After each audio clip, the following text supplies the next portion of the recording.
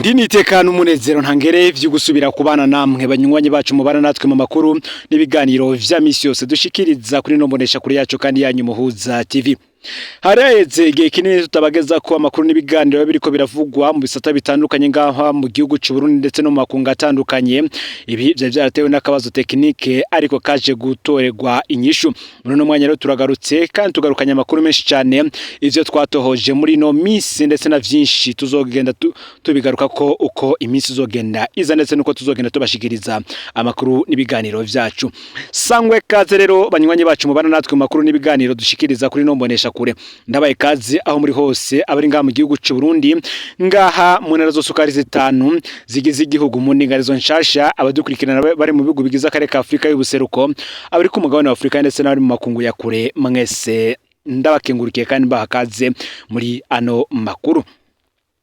Na makuru tugiye dutanguye tubageza ko ivya murantunge ivya dossier ya Faustin Ndikumana rongo ishiramwe Parsem ndetse n'ingene bamwe mu bategetsi ngaba barimo barahinyanyura ingene bo mupfunga canke se bakamugandagura.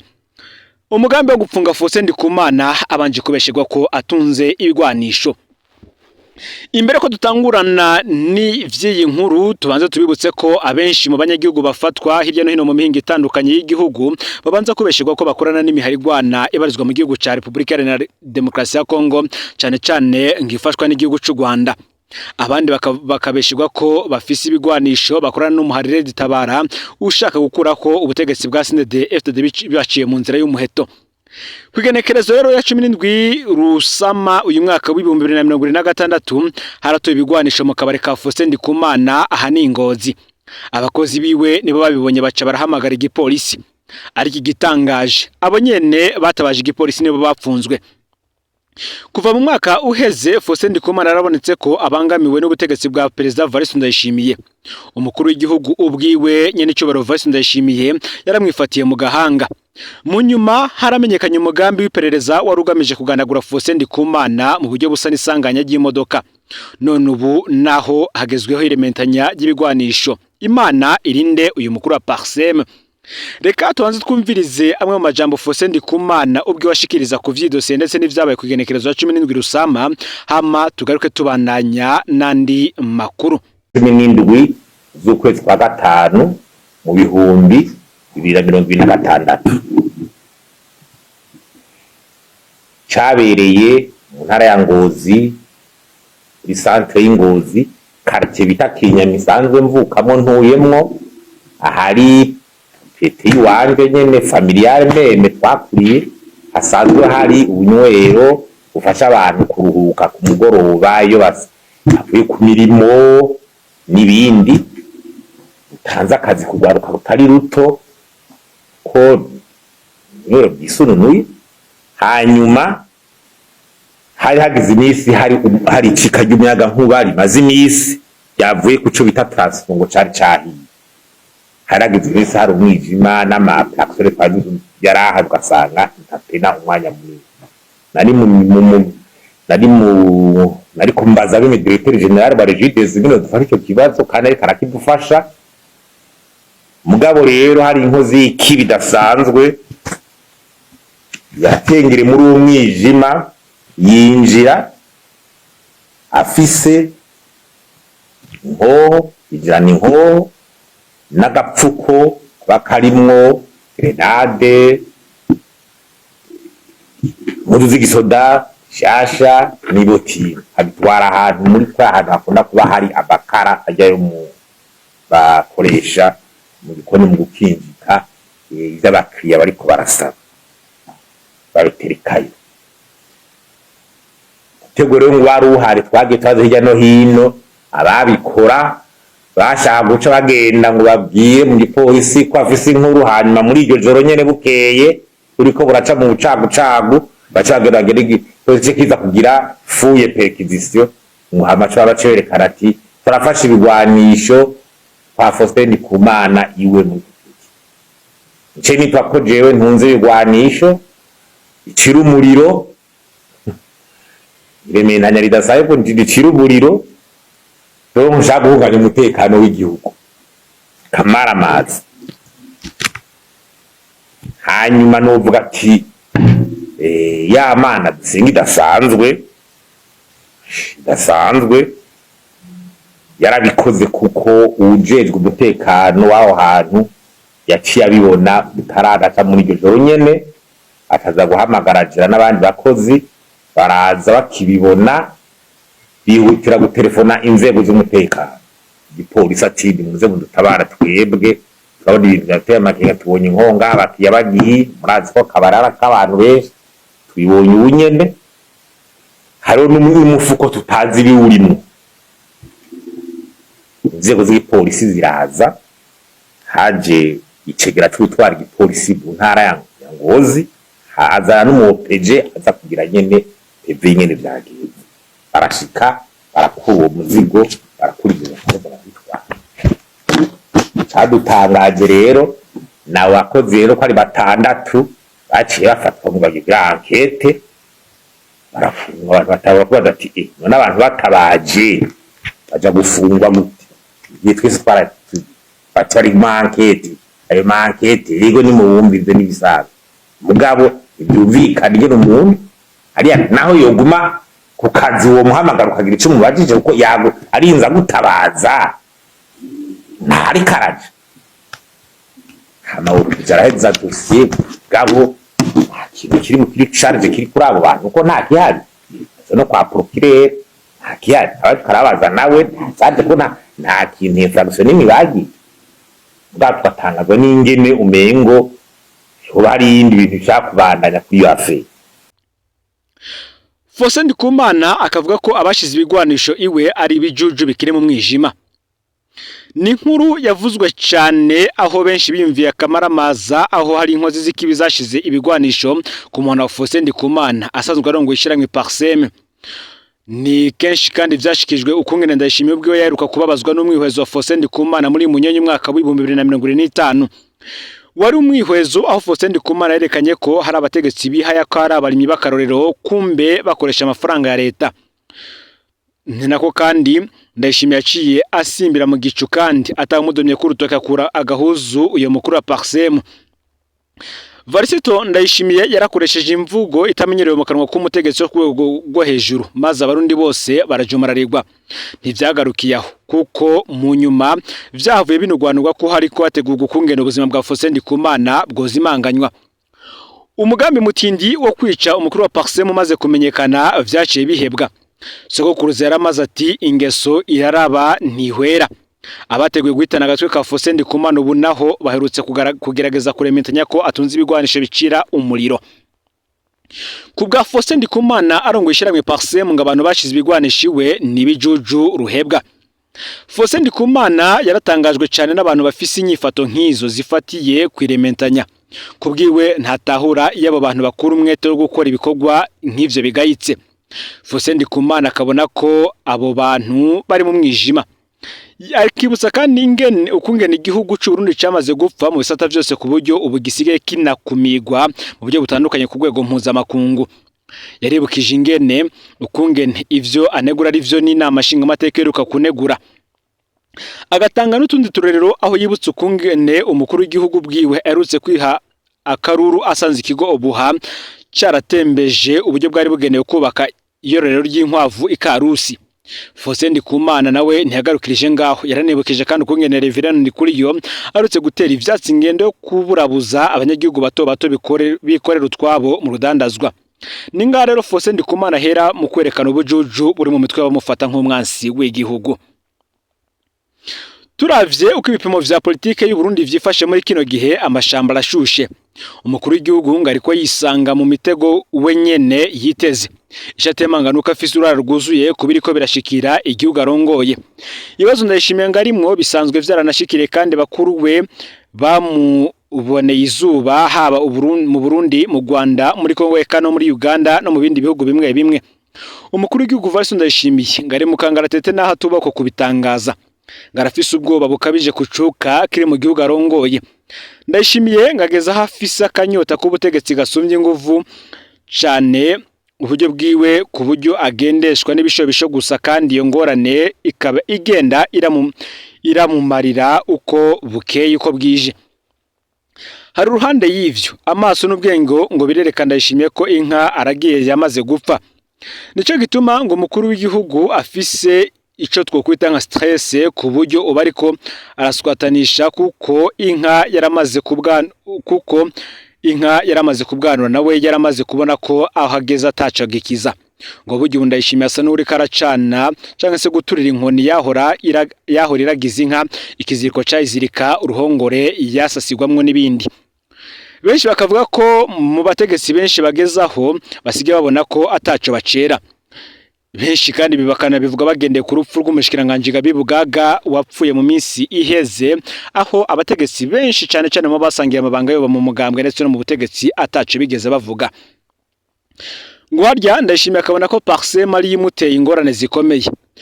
Ngo kuba abategetsi bo kwibaza ko kwica canke gufunga Faustin Ndikumana ari umuti kwifaranga ry'u Burundi ryataye agaciro, ngaha bwoba coba ari ikibazo gikomeye cyane. Ni mugihe kandi benshi baburira abategetsi batandukanye k'inzira basigaranye ari gutanga imihoho vyonyene ngo kuko ata murundi n'umuti akibiteze ko bishasha. Mu myaka 6 abategetsi batwaye kuva muri iki kiringo kuva mu mwaka w'2020 barababonye kandi barabamenye. Ngo Ndayishimiye wenye n'ubwiwe yarerekanye ko yatawe y'abanyagihugu batakimwizeye. Ngibi yabigaragarije mu matora yo mu mwaka uheze aho yiketse ko n'abagwanyi ba CNDD-FDD bashobora kutamutora maze akabacungisha imonera kure zabarekeza mu kazu k'itora zikabategeka gushirika ikimenyetso kuri CNDD-FDD.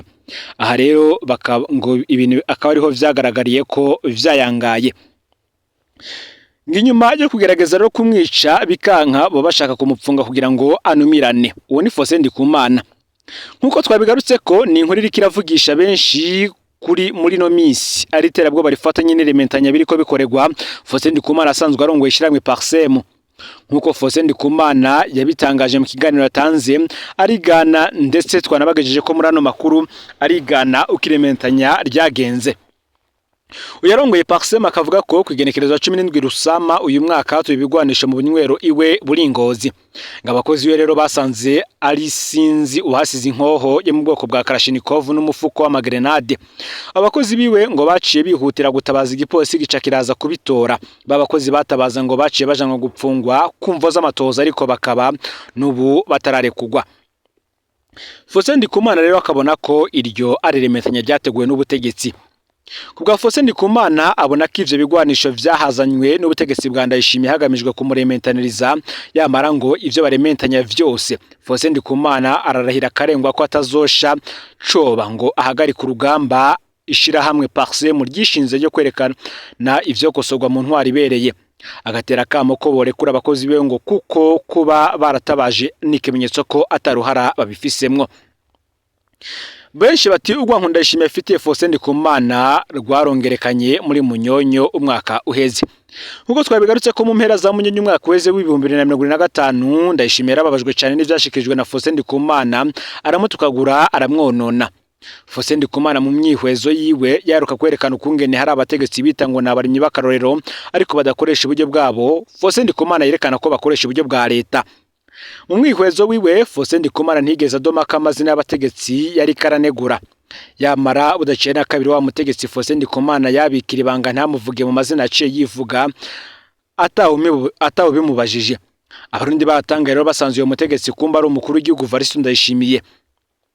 Yarifatiye muganga Faustin Ndikumana amwagiriza ko adafise umugore. Aha rero Ndayishimiye ko bwiwe yabona ko iyo ariyo nyishu izotuma abarundi batahura ko uri mukuri ari Ndayishimiye.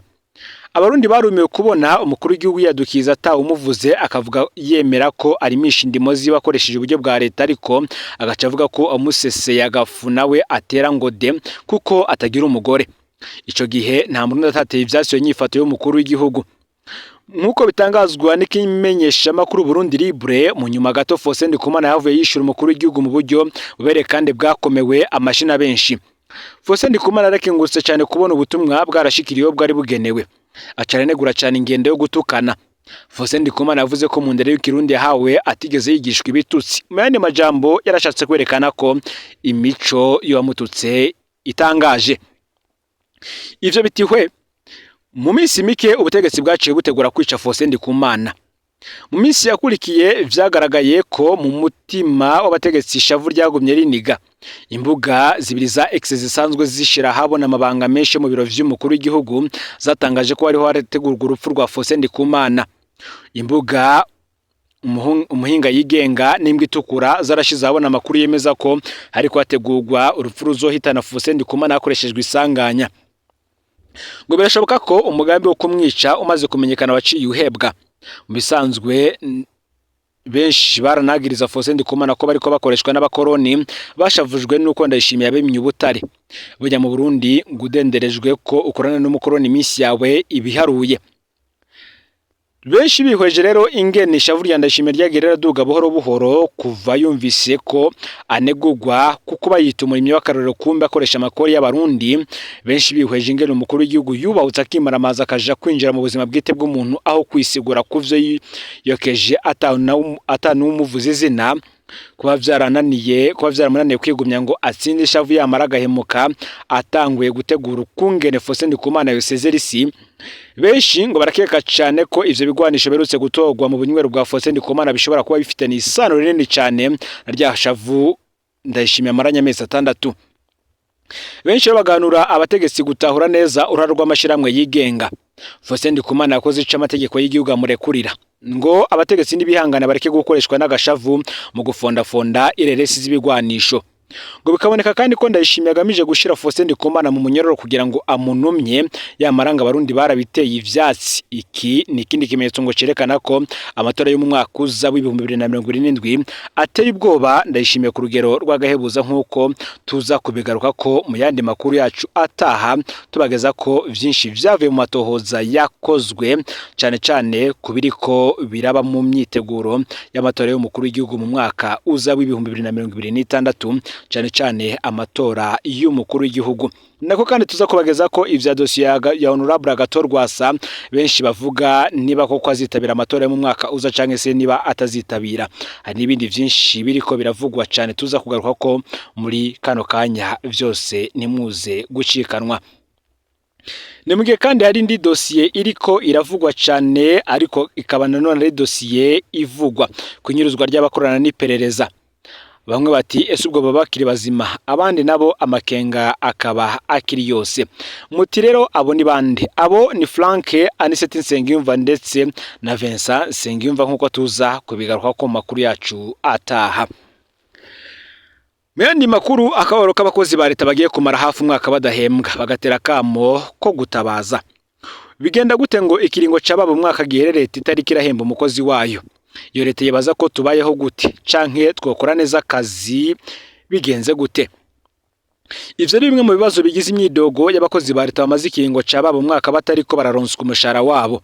Abo bakozi ba leta bagizwe n'abahoze bakorera mu bisata bitandukanye vy'igihugu canke mu nzego z'igihugu basubijwe mu buzi bahoramwo ivyo bita reintegration muri rusange.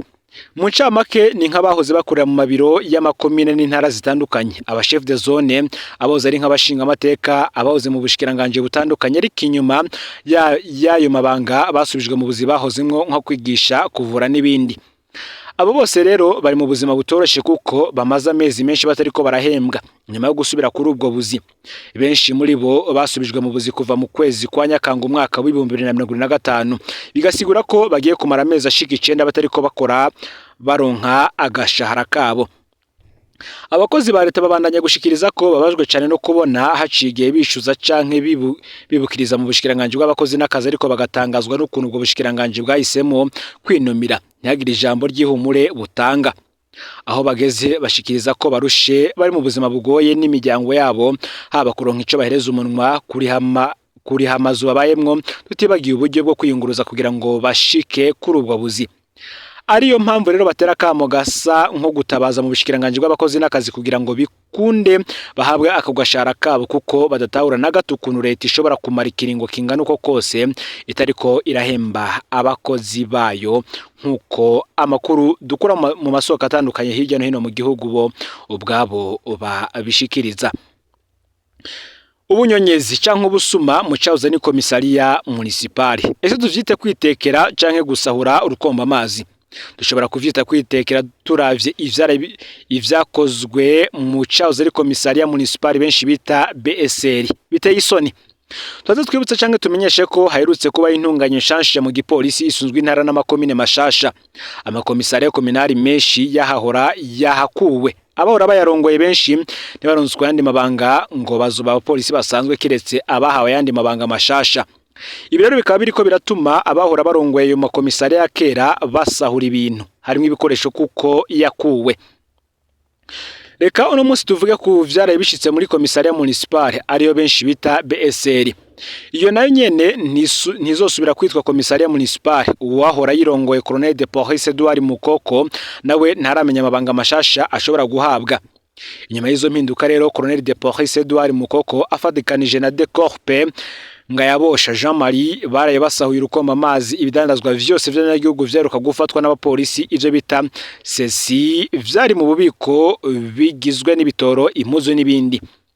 Hari mu ijoro ryo kwigenekerezo ya kabiri ruheshi umwaka wa 2026 nk'igihe cy'isaha 4 niho hazi imodoka yiwe ya pick-up irapakira ibitoro vyose vyari mu mabido ya vyari vyafashwe n'ibindi bidandazwa bitandukanye vy'abanyagihugu.